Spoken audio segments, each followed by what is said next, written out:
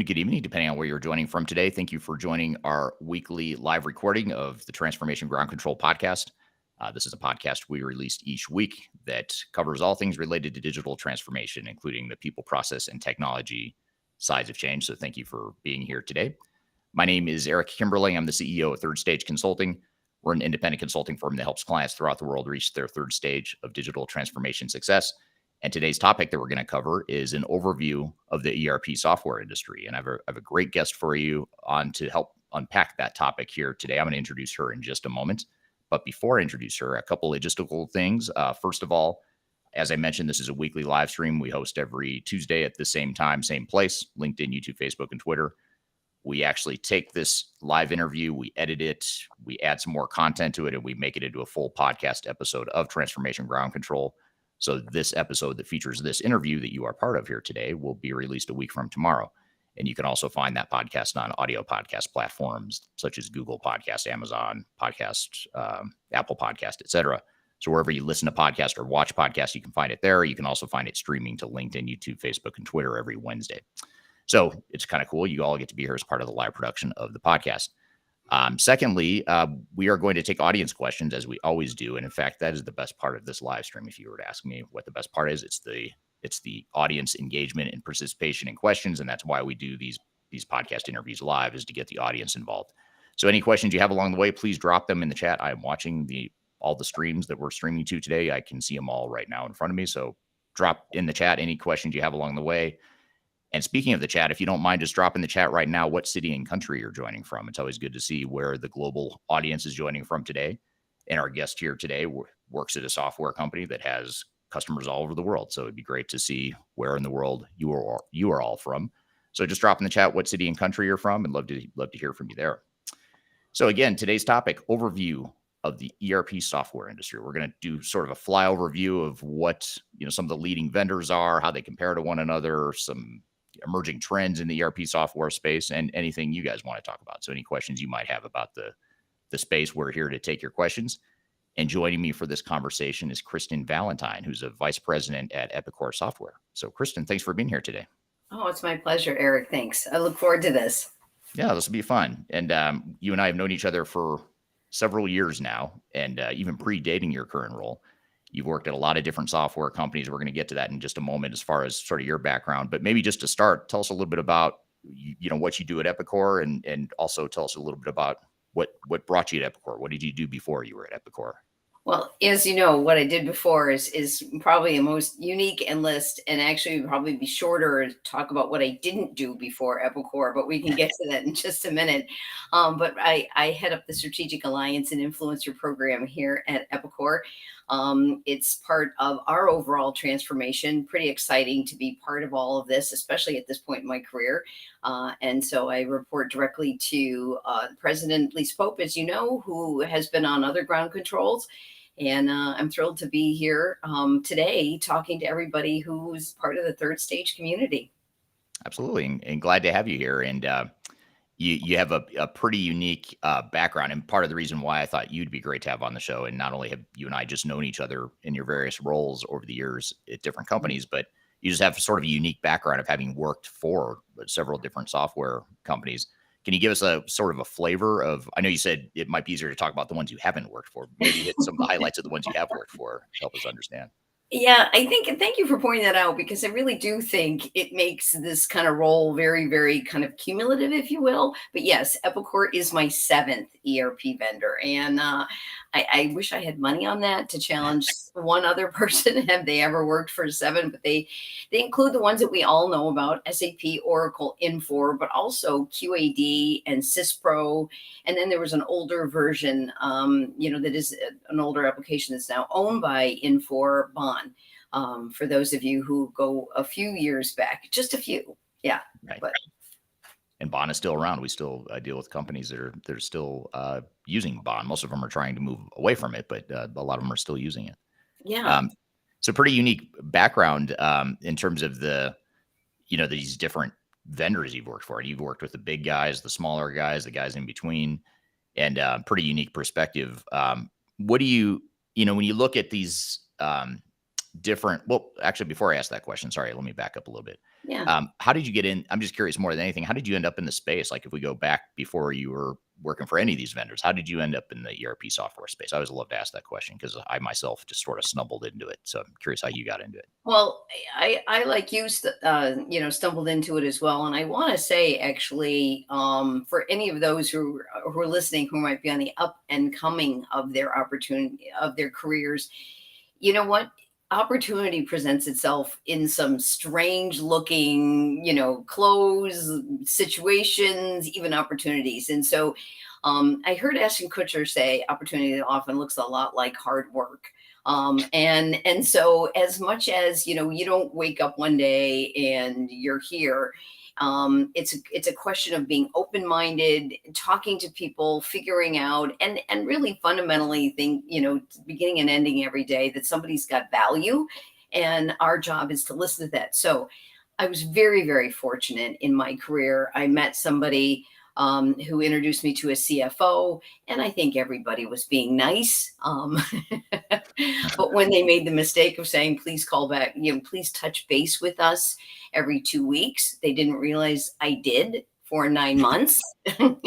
Right. Until And they, so when an opportunity came up, that's how I got into technology. And for women who are on the line too, it's really important to note that at that time, there were people who were very well intended and had my best interests at heart, but were very gentle in saying, software is hard, Kristin. It's hard.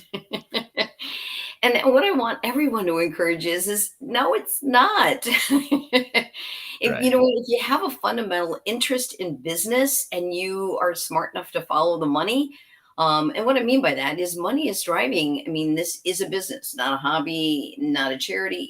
It's a business, and if you follow the money and look at the orientations of money, you can grasp almost any concept in business, most notably in technology, because we're all writing software so companies compete more effectively, have much more customer loyalty, are profitable.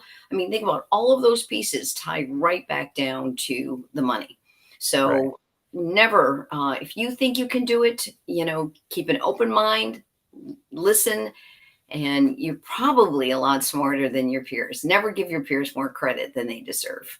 Yes. Great line and great set of advice there. Just real quickly before I get to my other questions here, I want to turn to the audience and just look at where people are joining from today.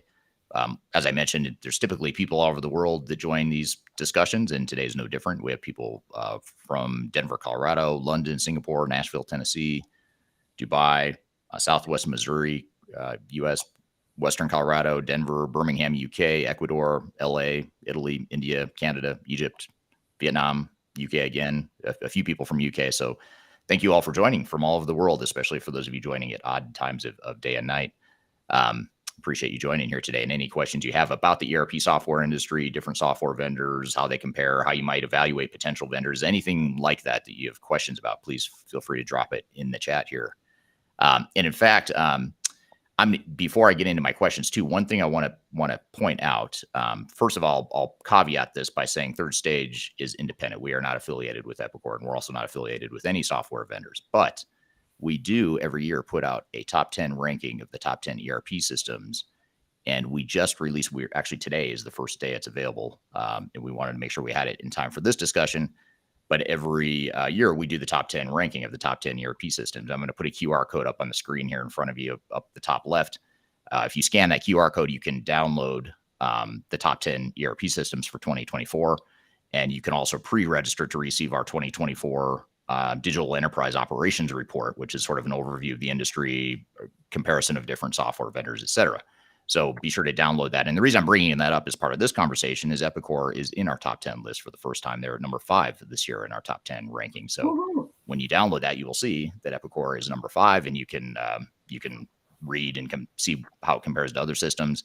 And that's really the gist of today's conversation too, is really taking your unique perspective, Kristin, and trying to understand what Epicor is doing in the market, and as well as how it compares to other technologies that are out there, since you've worked for a lot of them. But when you look at these 7 different software vendors you've worked at and worked with over the years, what are some of the biggest differences you see among these different products? I mean, in some ways, I've heard people say in the industry, like, oh, all ERP software is pretty much the same. They just have a different, front end, GUI or whatever, but they all kind of do the same thing, which I don't think you believe that's true. I don't believe that's true. But how would you summarize just some of the big differences between different systems in the marketplace in general? Well, so ERP is commoditizing. Let's just call a spade a spade. And so, to a certain extent, there's a kind of a checklist of do you do these functions? Absolutely. But I think it's really important to look at the company itself of the software author, where they're headquartered, because all of that flows into what that software is. So at the end of the day, having been with so many, I've picked up all these beautiful nuggets along the lines, as well as best practices. And if you always keep in mind that software is business process expressed in technology, Hmm. right? It is how people think in technology. So if you look at how an SAP goes to market and how they see themselves, and also how the software is written, all of that about their culture, their expectations flows right into the software, as well as, so you can look at the culture of where the company's headquartered, but also too, did they start with financials first or vertical first? Those are two things that are very, very defining. And it's not to say that people can't be tremendously successful, but understanding those inherent differences. I've worked Hmm. for, or worked closely with companies that were based in Israel, South Africa, obviously with CISPRO, right? The way they go to market, we all think, hey, software, software, software. Nope, entirely different. Australia, and then, with Bond too. Bond was very, very, I was part of the aerospace and defense practice, which was very internationally driven. Hmm. So, those kinds of things really do ferret out in making sure that either if you're looking to bet your business on, ERP, or you're looking to bet your career on ERP, those are important criteria to take into account so that you can quickly understand what the intended value is and where you're going to gain from it. Yeah, yeah, absolutely, and certainly, I like your phrase that ERP is what'd you say, their business processes enabled by technology. Is that Expressed in technology. Yep. got it? I love that. It's a great saying. So, what are when you look at the software, the ERP software space in general over the years that you and I have both been in this space, Yeah. what are some of the biggest changes you've seen in the industry in general? How has ERP software evolved? What are the biggest changes that you've seen or that you're most excited about in recent years? I actually candidly, finally, ERP is offering the promise of ERP. Um, for some of you, I hope you have a beach with a drink with an umbrella in your sights. But for some of you, you've been entering data into these systems for 40, sometimes 50 years, and then have these excruciating jobs of getting it out into anything meaningful. And now, and even my ERP brethrens are going to be like, wait, oh, I'm a little uncomfortable about that. But now ERP and its focus is shifting to being, if you look at the outcome is the car, and it's all about data. It's the car is going to take you where you want to go, and data becomes that car. It is data so that you can be predictive, prescriptive, proactive. The data thing is so exciting. And now the tools are such that all of this stuff you've been putting into your ERP can actually be harnessed. And all of that now fuels that data car, so to speak, to get you where you want to go. We've all seen incredibly manual, tedious processes. And so much of that is going to go away so that we can really feel like we have a meaningful impact, or we can compete more effectively, or we can just get to market faster. Oh, and surprise, smarter. Right. Yeah, absolutely. And especially now when you look at some of the tools that a lot of the software vendors have, like artificial intelligence and analytical tools. I mean, they've always had reporting, so your basic reporting, but now you've got um, AI and machine learning and analytics and things like that that can actually make use of all this data that we've all been hoarding as organizations for decades. And so I think that's one of the benefits of ERP software now. Oh, it's tremendous. And back to that point about kind of how that data is structured. And again, ERP is business process expression technology. I often say, what's simpler in your home than socks? There Hmm. are four people in my home, and there are four different or sock drawer organizations. And if you think about it, because that is literally how people think based on their needs, their requirements, their preferences. And if you think about software is architected that way, so that it's how somebody's thought process flows. Or how often have you gone into somebody's kitchen and like, where the hell do you keep the glasses? Well, that's again, I can't find a coffee cup. Right. Um, but my point being is it's how people think that's expressed in technology, and data then takes that. So all that information is organized relative to your company, how you think, how your software vendor thinks or your software author thinks. But now data then takes that and says, okay, what do you want to do with it? Right. And really takes it to that next level. And it becomes actually more about being customer centric, because you can communicate with your customer better. You're Even when I say customer centricity, I actually expand the concept over and above competing for customers, but competing for talent. Right. Making it easier to use makes people feel more comfortable, more effective, and also see a bigger career trajectory when they really feel like data allows you to be much more meaningful faster, as opposed to the nah, nah, nah, nah. Right. I'm going to go sit at my desk with my stack of papers and Right. You go enter it into a spreadsheet and manipulate it, and then I'll have hopefully the right answer of what I'm looking for. in about 6 or 8 weeks Right. Right. when the market's already passed. Right. The data is obsolete at that point, but at least I got the report done. Right. Yeah, exactly. Well, this is a good segue, this question here, a good segue from something you just said, Kristen. And this is from Kyler on LinkedIn. It says, Kristen, interested to hear your perspective on the shift from the fit our requirements or leave approach, and that's in quotes, to quote unquote customer centric focus in the ERP vendor marketing place. What are your thoughts? And you started to talk about a little bit about customer centricity. And I know that's a big strategic focus for Epicor at the moment. But what can you say about that? Well, I originally got tasked by Lisa Pope to say, make sense out of digital transformation. Talk about like an incredibly overused term, and can be very, very innocuous. And as you know, and we've all learned from the ground control podcast, it really kind of falls under operational efficiencies, getting to the cloud, data centric, but customer centricity.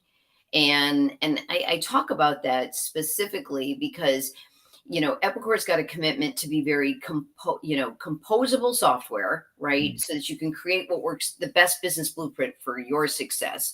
But also, I was just talking to Vaibhav, Vora, our chief technology product officer, and he said, and make software people want to use.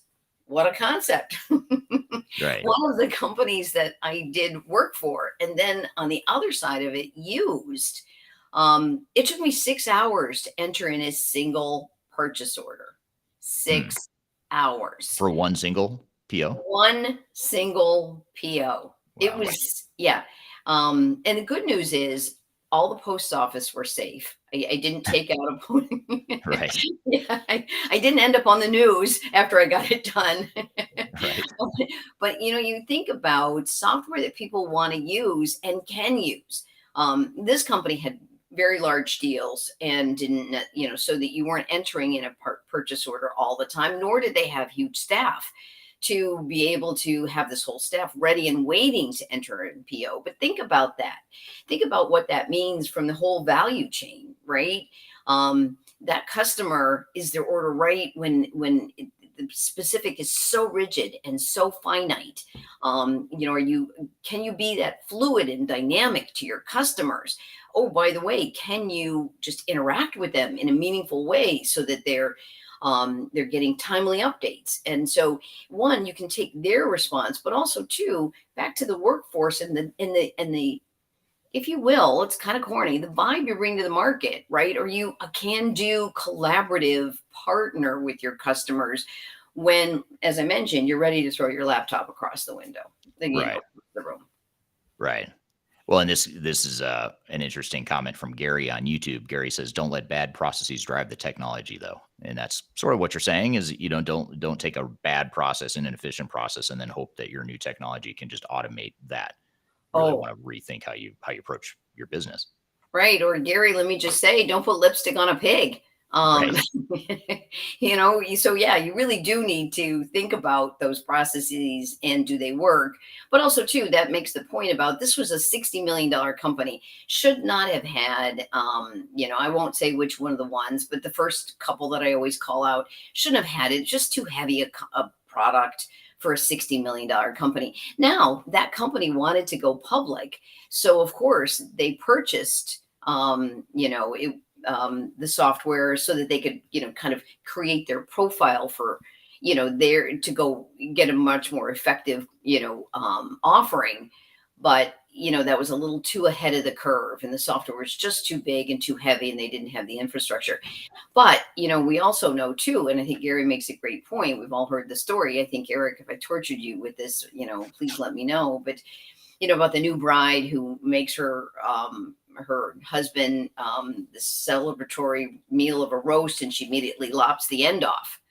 Right? You've heard this story? I have not, or if I have, I don't remember where we're going with it. So I'm curious Well, to see. it makes Gary's point in that the new, immediately the husband is quite distressed because the end is his favorite part. And I'll make this a lot. It's certainly I can milk a joke, but this one for you guys, I'll try to make it quick. The long and the short of it is he, great meal, goes to the mother in law and says, I love your daughter. Great. It was so touched by this celebratory meal, but why does she lop the end off of the roast before she makes it? Oh, you don't understand. It came from my mother. It's handed down traditions. We always used it for, holidays and big events, and it's a time honored tradition. Goes to the grandmother and says, well, thank you very much. I love your daughter. It was great. But then goes to the grandmother and says, great meal, loved it, etc. But I don't understand why you cut the end of the roast off when that's my favorite part. And the grandmother says, because my pants are too small. It's very fitting. I mean, well, pardon that was not an intentional pun, but it's Oh yeah, fitting for nice pun. Yeah. but for this industry, that's very fitting. Yeah, it needs to. You don't want to force fit. Is that the lesson here? You don't want to force fit a process into technology and vice versa. Well, and also question, why are we doing these things this way? Just because you've always done them this way does not necessarily mean you should be doing them going forward. And it's not to say that, you're contrarian, but I think it's really healthy to question and say, does this matter? Is this, is it relevant? And also, question your market. If you have relationships with your customers, to say, how does this fit? Is this working for you? But at the same time, also, and many of us probably don't want to hear it, but also ask your up and coming workforce. How did this feel? Does this make sense? I had the wonderful opportunity of calling on a contract manufacturer in Reno, which we know is a huge growth area. Hmm. And the guy who did the scheduling came in at 4 a.m., posted the schedule. So when they came in at 7, all the workers gathered around the pole that it was taped on. This is true. At 7, 9, after lunch, and again at 2, based on the deliveries that came in that day.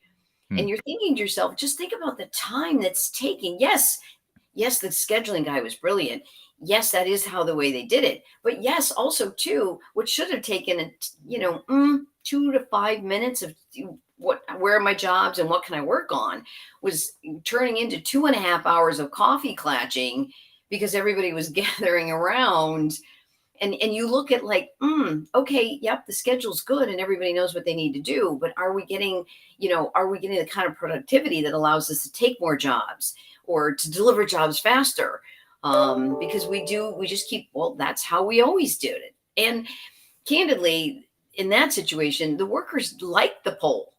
They Yeah. liked gathering around and chatting. So there was also that change that has, which is just this kind of question. I mean, that's an obvious, this doesn't seem terribly efficient, but you can also see where there's going to be resistance to change. So when you do challenge, why we are doing this all the way, also embrace that, most people don't wake up and saying, I need to be different today.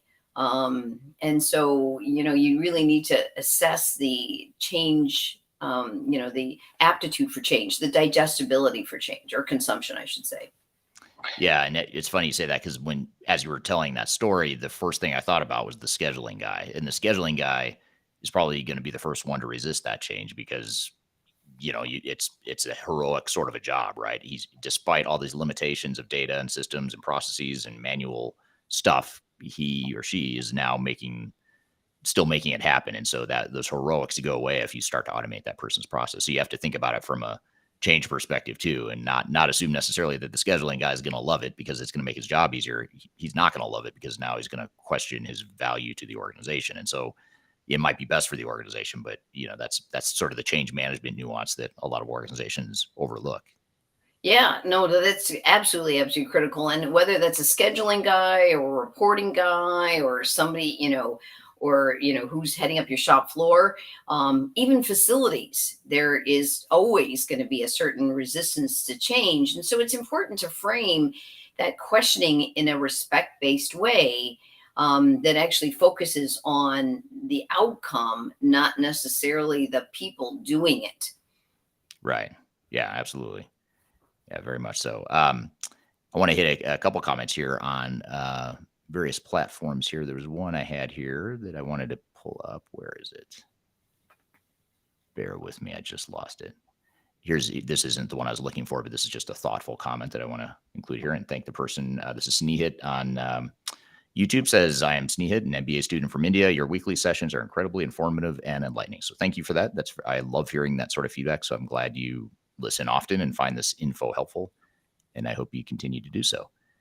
Kyler, just to close a loop on this, Kyler does come back to the sock analogy, and she feels like socks are a complex issue in her household. So you really hit a nerve there with the sock analogy there. But wait, Kyler, until you've got, pro, kids on sports teams, then the whole sock thing really expands. Yeah. How old are your kids, Kristin? Mine are 22. I have twins. But okay. Yeah, but especially on varsity teams, then you've got, certain colors. I did not know there's a whole fashion choice in your tube socks. Yes. I don't even call them tube socks anymore. But there's probably a cooler name than that you and I are not privy to. But I've got two teenage boys that are in sports. I feel really bad for my wife who has to deal with the sock situation in our household. So I do not typically deal with that. Now here's a question that I want to come to because it's about a specific vendor, but I think we could generalize this question a little bit too. This is from a handle named Vapor Trails on YouTube. And this user says, I know that for us, Microsoft Dynamics has all the tools we need, but it has a steep learning curve and the cost to get someone to help us with it is too high for our budget. So I guess just to maybe frame that into a question about ERP systems in general and the things you should think about as you evaluate potential vendors, how important is that user interface and that user experience? I know you've talked a bit about customer experience. What about the user experience and how you guys addressing that, or how do you think about that at Epicor? Well, Vapor Trails, I want to thank you very, very much for that question because, I know I'm probably banging this drum just a little too loud, but again, back to customer centricity, because ERP has become kind of commoditized, if you will, the shift of quote unquote power is moving to you. As the customer to say, I want and what I need. And to Eric's point, that is about the UI, that is about whether the footprint is light, and their fast time to benefit, and are the solutions composable. And so when you talk about, those are obviously, I just articulated some of our key themes for the year. And what we mean by, again, I'll mention again, but composable means that you're empowered to create the best business blueprint for your success. And again, that you need to, no different than taking a look at the software publishers, kind of profile. Look at your own profile too. Do we have the staff? What is the age of our workforce? And so, in terms of, consuming new technologies, that's where you're going to get things like the UI. As crazy as it sounds, we all still heard of the green screen people, but trust me, their data entry is off the charts fast. Whoever thinks of this, right? But in the other point, there's a whole other community. If they're not tapping, swiping, and pinching, they literally are struggling to use technology. So that's your point about the UI, is take a good hard look at your company relative to, how consumable, how usable. Do people want to use that software? Because in the industry, people equate application efficacy with the UI experience.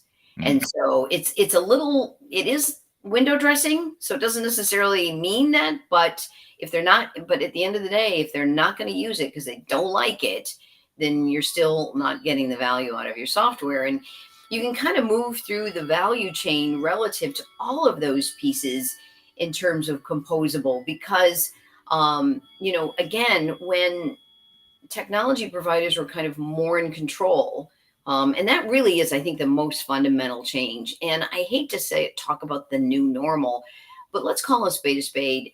Where we are today is never going to go back to where we were 3 years ago. It's just not.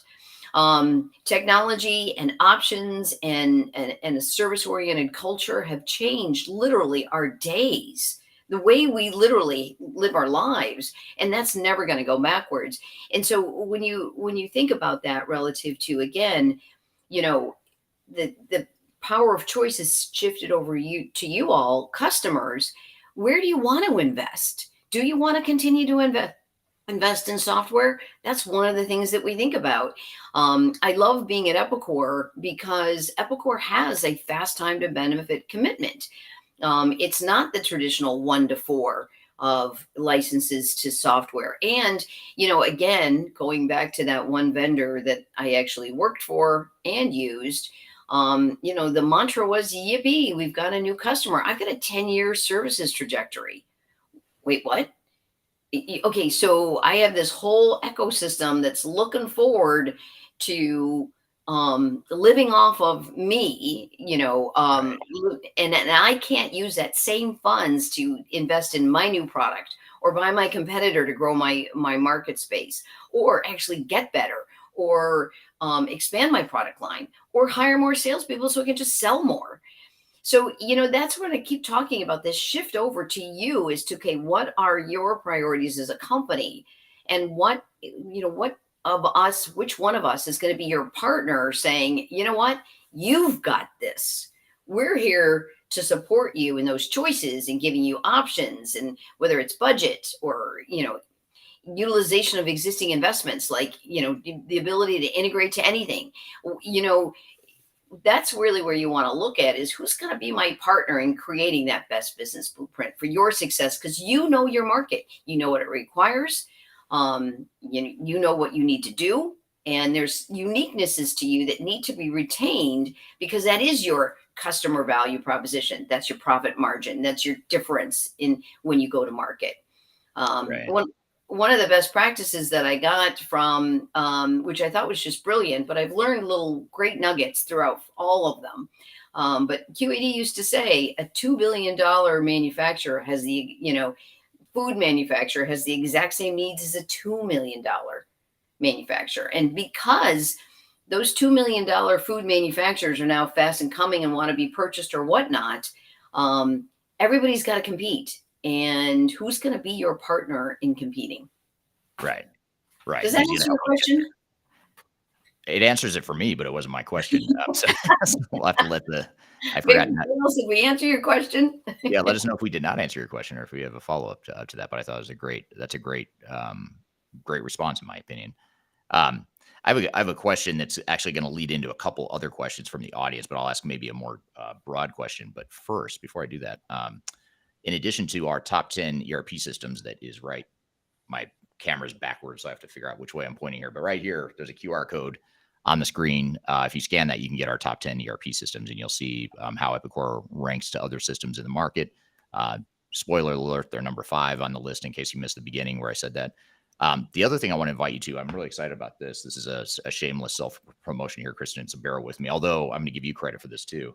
My new book is called The Final Countdown, and I just got these hard copies yesterday. It still has the watermark on it because it's the advanced copy.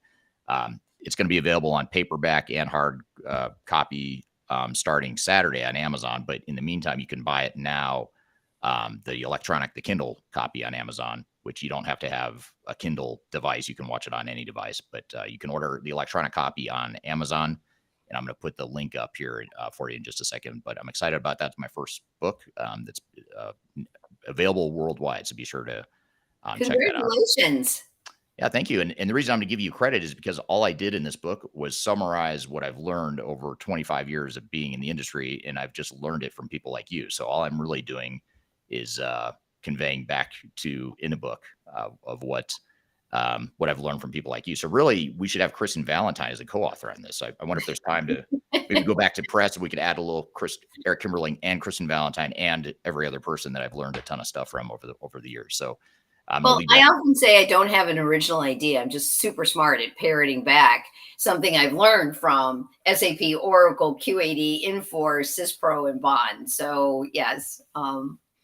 Yes, I feel the same way often. So I'll leave that up here for a second. If it goes away and you don't have time to scan it, or if you're having trouble with the QR code, you can also just go to thefinalcountdown.com, and that'll take you directly to the page where you can read about it, read more about the book itself, and also you can order it on there as well. So go to thefinalcountdown.com, or you can just scan the QR code here in front of you. However, I am going to hide it because it is covering Kristin's face, and I don't want to cover Kristin's face throughout this conversation. So I have the voice for radio. I have the face for radio.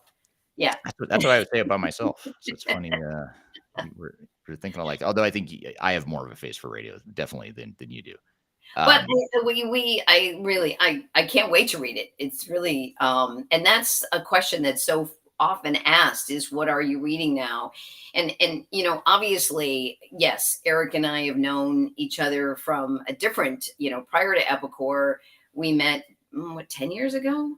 Probably, yeah. I think about 10 years ago. At a competing vendor, and that's very, very notable, and you'd all recognize the name. But I really do encourage you to read, to get that glean, because what you're going to realize, again, if we keep going back to ERP is business process express and software, you're going to see that compare and contrast in a really effective way to say what's going to fit for my company, in terms of, again, adoption, expectation, cycles, amount of investment.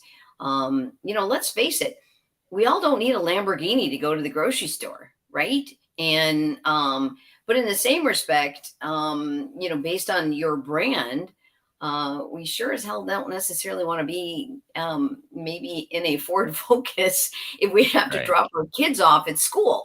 So there's these, so it's, both are great, both are cars, both will get you where you want to go, but which is the right one for you? And that's kind of where. Right, absolutely. And actually that's a perfect segue into the question I was going to ask you next. That's also sort of a gateway question into a bunch of audience questions that are piling on here. But one of the questions that I had for you, Kristin, is how do you, if we shift gears here and talk more specifically about Epicor and where Epicor fits in the market, how it compares to other software vendors, how do you see Epicor fitting in the ERP software landscape overall? That's actually one of the reasons I'm here. First and foremost, I love the fact that our executive leadership team is literally best in class. If you look at the backgrounds, it's really some inspiring, exciting experiences and companies that they're bringing to the leadership team, the vision, the direction of Epicor.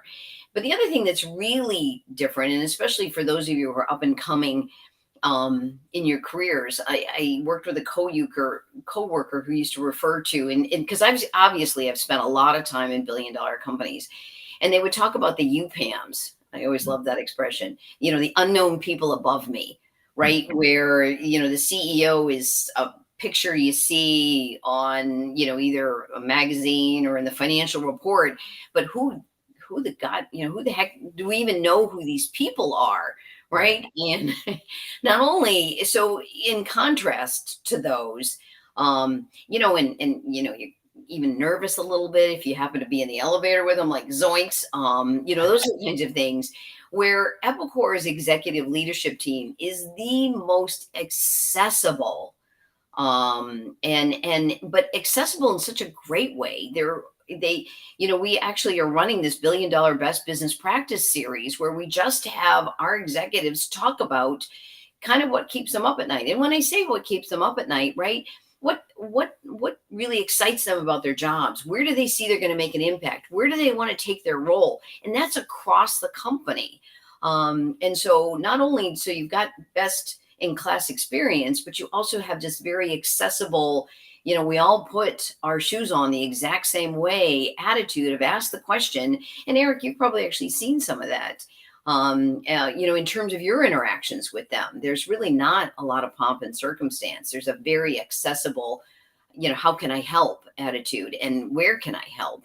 So one, you hear about this consistently, but people come to companies, but they leave for bosses. And so I think first and foremost, it is the executive leadership team, but that threads all the way through to the vision.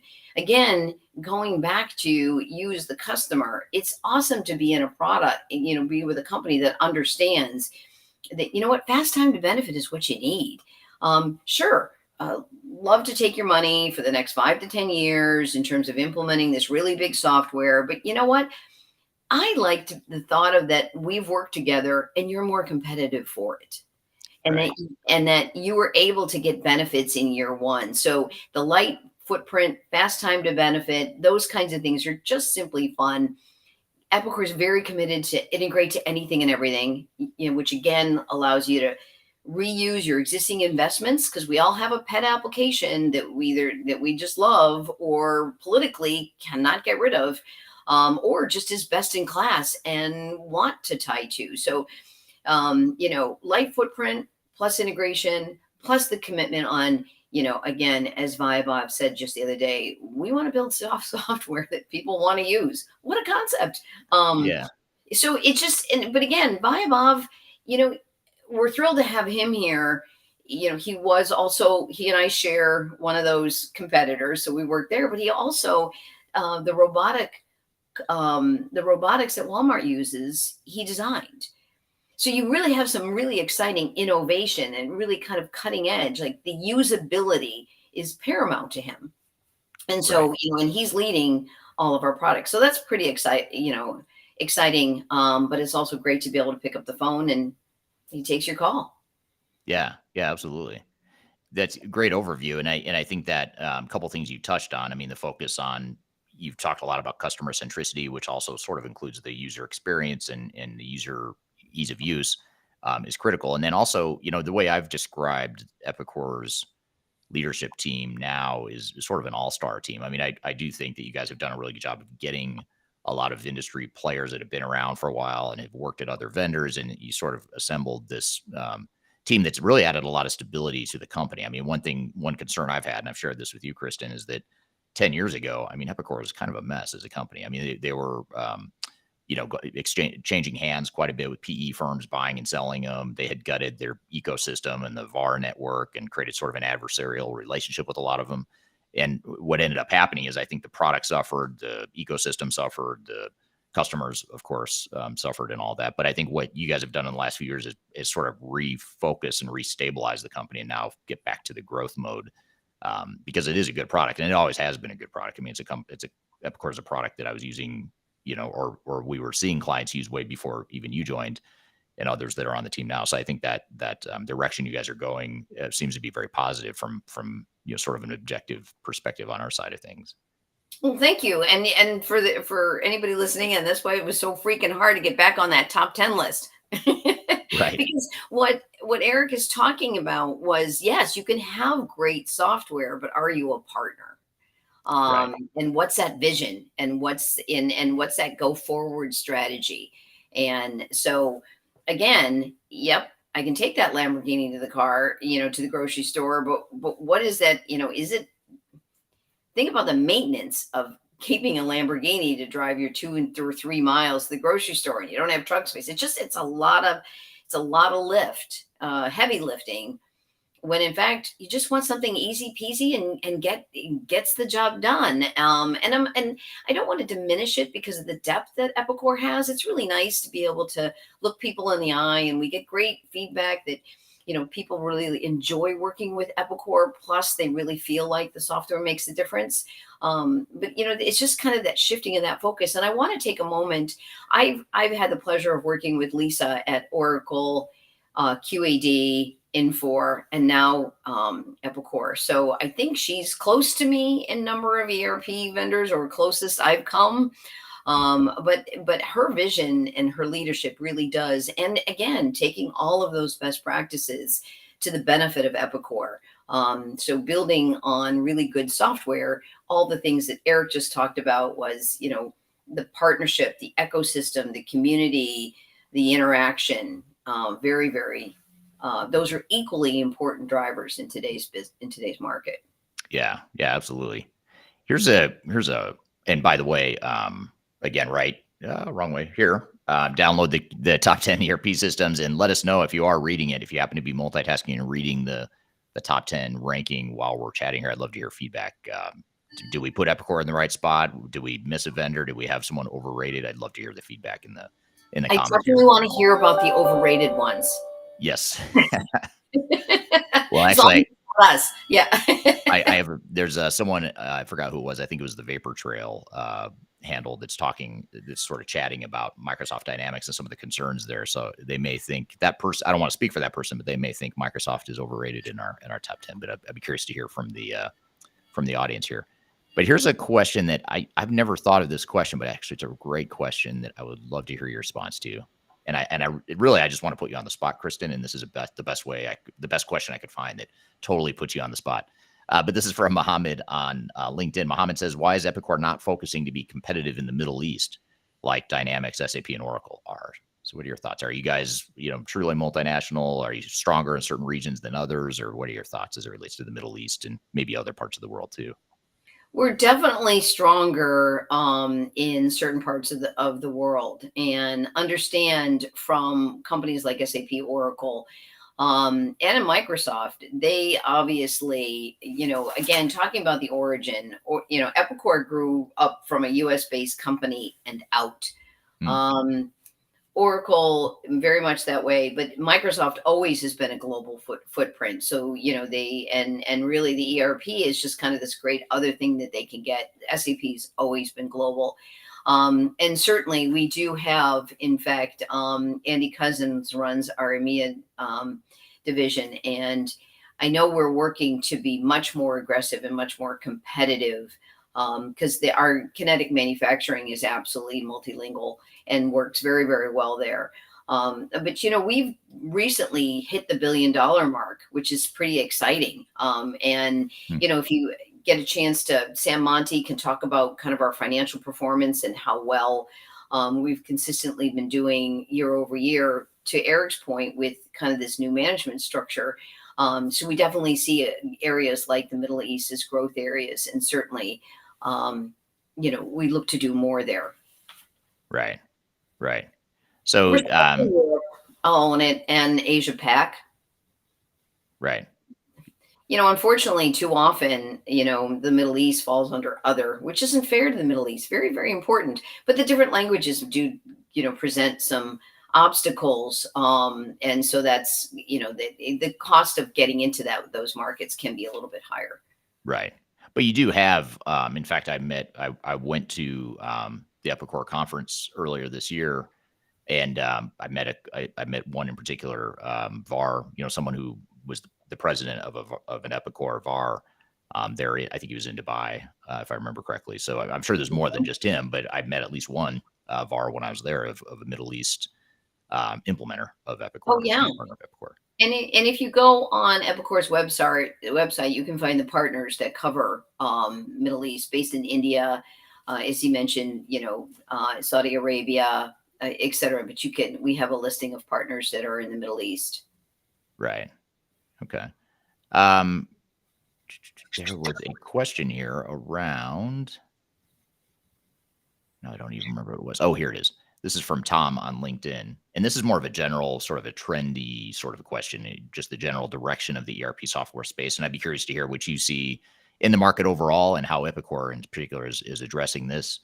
But Tom asked the question of, will we see an increased interest for best of breed systems based on the development of composable ERP based on cloud native? And you used the word composable ERP earlier as well, Kristin. And for those that don't know or aren't familiar with the term, best of breed essentially suggests that you have multiple systems that focus really well and are the best fit for different parts of your business. So instead of one single ERP system, you might have multiple systems that address different parts of your business, with the idea being that you find a better fit, creates a little bit more technical complexity, may or may not be the best answer for you, but it could be a good option for you depending on what your needs are.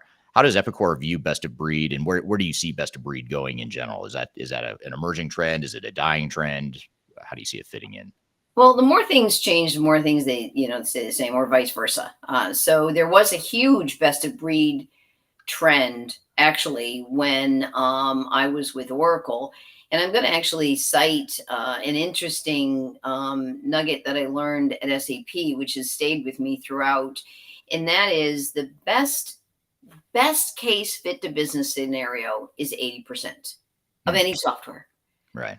Best fit to business. So there's always going to be about 20% where you're going to have to, relative to your market or your product or even your region. But there's you're going to need buy, build, or partner for that 20%. But here's the key thing, and again, this is an SAP stat. The average fit to business is 60%. Think Wow. about that. Huh. So 40% is buy, build, partner, which really does move.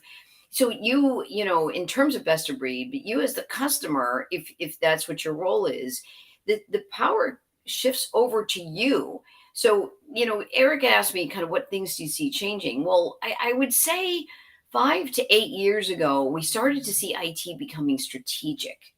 They were putting they were putting their thumbprint on things. They were no longer, I want this, make it happen, IT.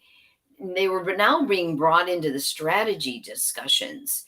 And so, because that's a unique, wonderful role where they not only understand what technologies are available, they understand the company in which they need to work with them. And so that's where I do see much more, breast of breed requirements for two things. One, understanding that nobody's going to be 100% for anything. And candidly, if they tell you that, they're liars, period. Right. Just that's why there's 70 ERP options in the United States alone.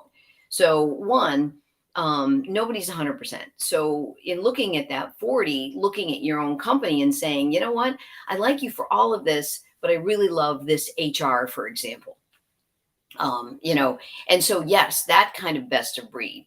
And that's point number one. But the other thing too is you guys out there didn't just start business yesterday.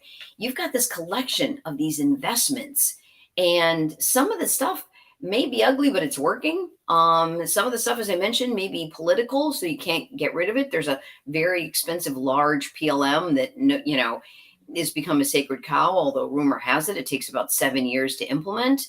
So you're so in, you can't. So those sacred cows, or look at that offers that niche functionality that is my differentiator in the market. Again, I'll just use the PLM example, but we all know one size PLM doesn't fit all, because you could be in frozen foods, and that's an entirely different requirement than if you're, we love this example, making bicycles, right? So, what is the right, products for your market, who are made for your market. And so I actually do see now that where we are with all of those things kind of converging, A, IT is strategic, B, you've got investments and you got to continue to get value out of it because of the profit drivers that we're all working towards, and C, that time to benefit. I see, and when I say time to benefit, the whole rip and replace, good God. Mm-hmm. Nobody's looking for a hobby or has all this free time on their jobs, Right. nor is sitting around saying, what to do with this extra cash. No. So, the point where we can all kind of pack that parachute while we're getting ready to jump out is kind of the new normal.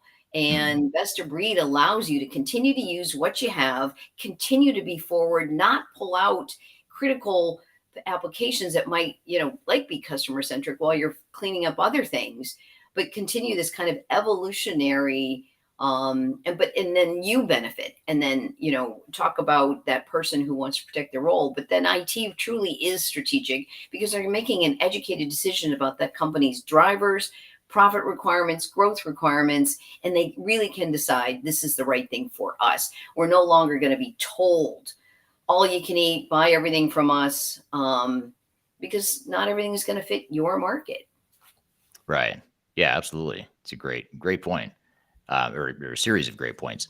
What as organizations think about as they plan for ERP implementations, let's just assume there's some people on the discussion here who are trying to figure out, what's the best ERP system for me. And of course, one of the things you could do is download that right there, QR code, top 10 ERP systems. That might give you some ideas and a starting point to look at. But what are some of the things that you would suggest to people that are about to embark on an ERP initiative of some sort? What are those top things that they should be thinking about, or aware of as they get started? The question obviously is, that came up earlier is do not look to software to be lipstick on the pig.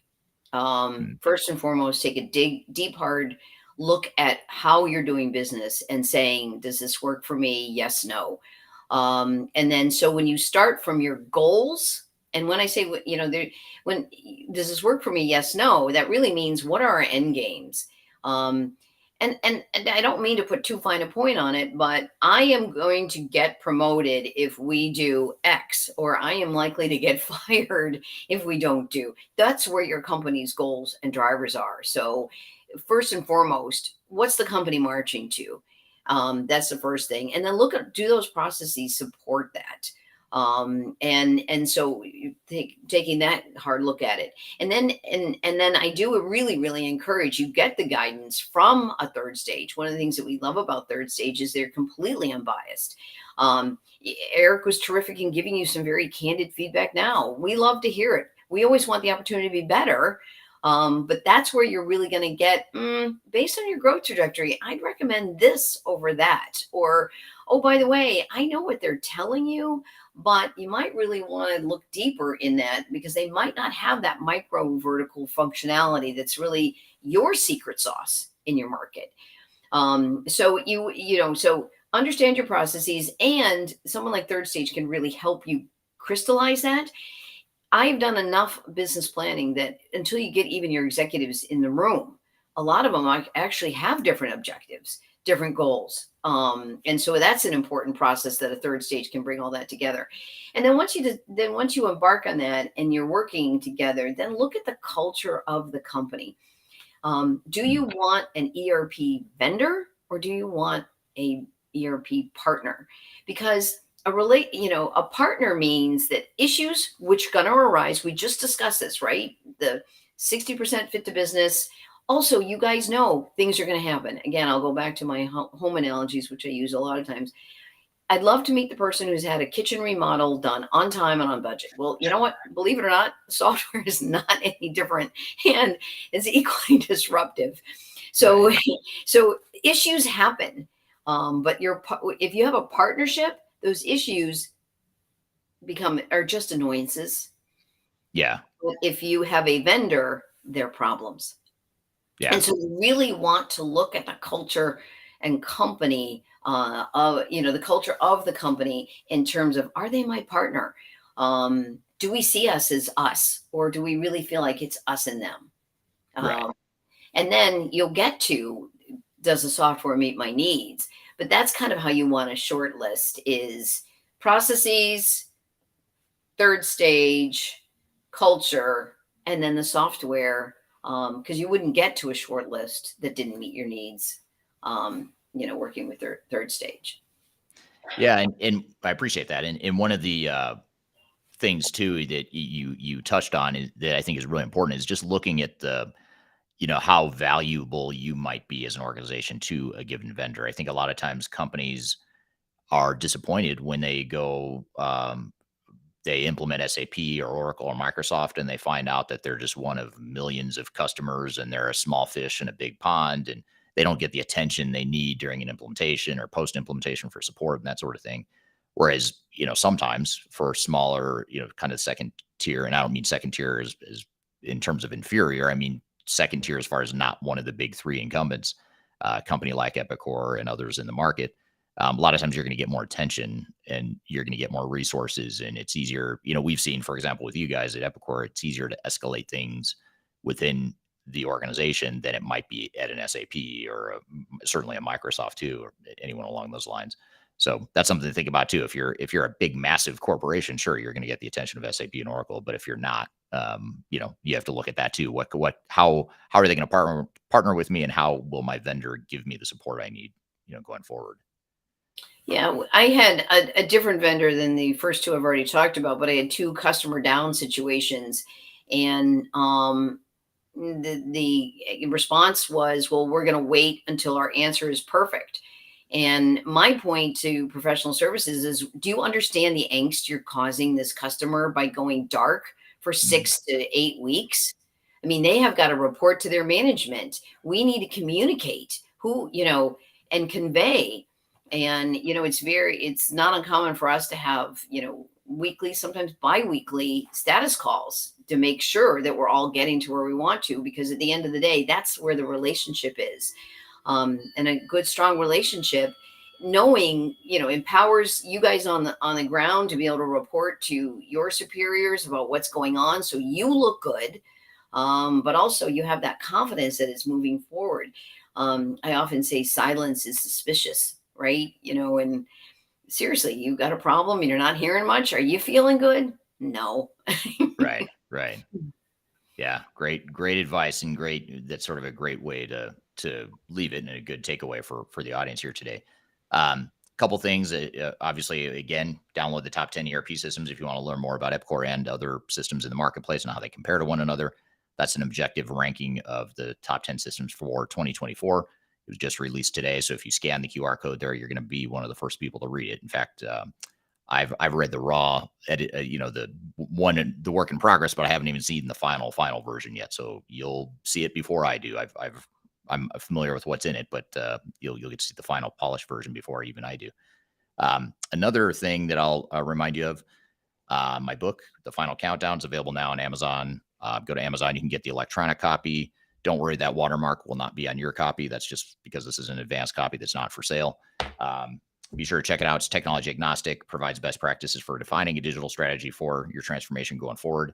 So be sure to check that out. If you aren't able to scan this QR code, or if I take it away too soon, you can rewind the video and watch it again, or just go to thefinalcountdown.com and you can find a link to buy the book there. And in fact, if you buy it before it goes on sale this coming Saturday, you can get it for half price, which is $4.99, and then the full price will be $9.99 once the book is officially released and available on Saturday of this week. So be sure to check that out, and I hope you enjoyed the book. It's a technology agnostic book, as is the top 10 ranking that you can scan on the QR code at the top of the screen.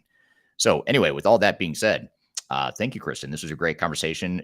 Time flies when you and I are chatting, and it was a great conversation. There's a lot we didn't cover. We could have spent another hour or two and still not covered everything we wanted to, but I really appreciate you being here today. Really, thank you for the opportunity. Congratulations on your book, and I can't wait to spend my $4.99.